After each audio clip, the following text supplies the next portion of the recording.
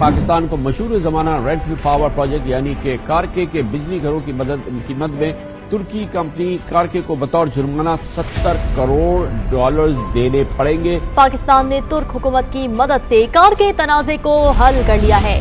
پاکستان کو اب rental power plant case میں کارکے کو 1 ارب 20 کروڑ ڈالر ہرجانہ ادا نہیں کرنا پڑے گا۔ پاکستان کو ریکارڈنگ کیس میں تقریباً 6 ارب ڈالر جرمانہ، ذرائع کے مطابق پاکستان کو 4.08 ارب ڈالر ہرجانہ، 1.83 ارب ڈالر دینا ہوگا۔ جو آؤٹ آف کورٹ سیٹلمنٹ تھی ٹیتھان کمپنی اور پاکستان کے درمیان ریکارڈنگ کیس میں، اس کے اوپر ایک بڑا بریک تھرو یہ سامنے اب تک آیا ہے کہ 50% شیئرز پر دونوں فریقین میں اتفاق ہو گیا ہے۔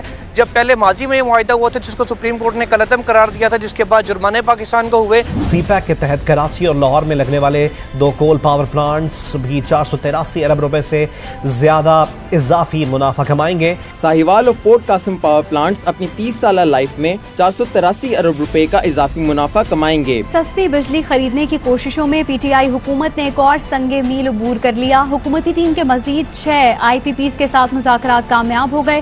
تمام 47 آئی پی پیز حکومت کے ساتھ سستی بجلی کی فراہمی کے لیے معاہدوں پر رضامند ہو گئیں۔ وزیر اعظم نے 660 میگا واٹ کے ساہیوال کول پاور پلانٹ کا افتتاح کر دیا ہے۔ بدقسمتی سے یہ جو ہم نے غلط فیصلے کیے، ہمارے پاس اتنی زیادہ بجلی بن سکتی تھی دریاؤں سے، ہم نے اس کے بجائے امپورٹڈ فیول کے اوپر بجلی بنانی شروع کی۔ جو برنٹ کی قیمت یعنی کہ جو آئل کی قیمت انٹرنیشنل مارکیٹ میں ہوگی، اس کی 3 ماہ کی اوسط کا 13.37% ہوگا جو کہ پاکستان ادا کرے گا۔ پاکستان اور قطر کے درمیان LNG خریداری کا 10 سالہ معاہدہ طے۔ معاہدہ نون لیگ کے دور حکومت کے مقابلے میں 3% کم قیمت پر طے پایا۔